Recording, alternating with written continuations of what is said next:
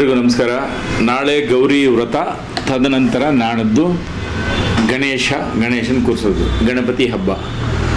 ಸಮಸ್ತ ನಾಡಿನ ಜನತೆಗೆ ಗೌರಿ ಗಣೇಶ ಹಬ್ಬದ ಶುಭಾಶಯಗಳನ್ನ ಕೋರ್ತಾ, ಎಲ್ರಿಗೂ ಆ ಗಣಪ ಒಳ್ಳೇದು ಮಾಡಲಿ, ಸಂತಸ ತರಲಿ, ಸುಖ ಶಾಂತಿ ನೆಮ್ಮದಿ ತರಲಿ ಅಂತ ಹೇಳಲಿಕ್ಕೆ ಬಯಸ್ತೀನಿ. ಇನ್ ಜನರಲ್ಲು ಯಾವುದೇ ಬಣ್ಣಗಳು ಕೆಮಿಕಲ್ಗಳು ಯೂಸ್ ಮಾಡಬಾರ್ದು. ಸಾರ್ವಜನಿಕವಾಗಿ ತಿನ್ನೋ ತಿಂಡಿ ತಿನಿಸುಗಳಿರ್ಬೋದು, ಮತ್ತೊಂದಿರ್ಬೋದು, ಬಣ್ಣಗಳನ್ನ ಅದಕ್ಕೆ ಸಾಕಷ್ಟು ಸ್ಟೆಪ್ಸ್ ಗೌರ್ಮೆಂಟ್ ತಗೊಂಡಿದೆ. ಆದರೆ ನಮ್ಮ ಮಹಾಜನತೆ ಅದರ ಬಗ್ಗೆ ಕನಿಷ್ಠ ಕಾಳಜಿ ಇಲ್ಲ.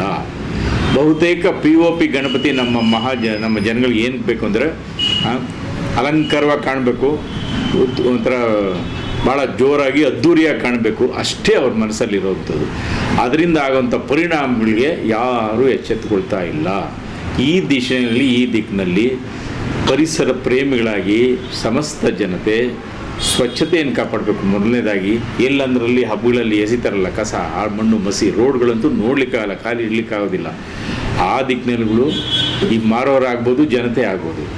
ಎರಡನೇದಾಗಿ ಈ ಏನು POP ಗಣಪತಿ ಬದಲಿಗೆ ಪರಿಸರ ಸ್ನೇಹಿ ಮಣ್ಣಿನ ಗಣಪನ ಯೂಸ್ ಮಾಡಲಿಕ್ಕೆ ಹೇಳಿ. ಗಣಪತಿ ಬಂದು ನನಗೆ ಬಣ್ಣ ಹಚ್ಚಿ ಕೆಮಿಕಲ್ಲು ಹಾಕಿ ಕೂರಿಸಿ ಅಂತ ನಾನು ಹೇಳ್ತಾನೆ ಬಂದು. ಈ ಒಂದು ಭಕ್ತಿ ವರ್ಷದಲ್ಲಿ ಜನ ಮೈ ಬರಿಬಾರ್ದು, ಆದಷ್ಟು ಎಚ್ಚೆತ್ಕೋಬೇಕು. ಆ ಒಂದು ಕಾಳಜಿ ಇರಬೇಕು, ಪರಿಸರದ ಕಾಳಜಿ ಇರಬೇಕು. ಎಲ್ಲರೂ ಪರಿಸರ ಸ್ನೇಹಿ ಗಣಪನ್ನೇ ಬಳಸಬೇಕು ಅಂತ ನಾನಾದರೂ ಹೇಳಲಿಕ್ಕೆ ಬಯಸ್ತೀನಿ.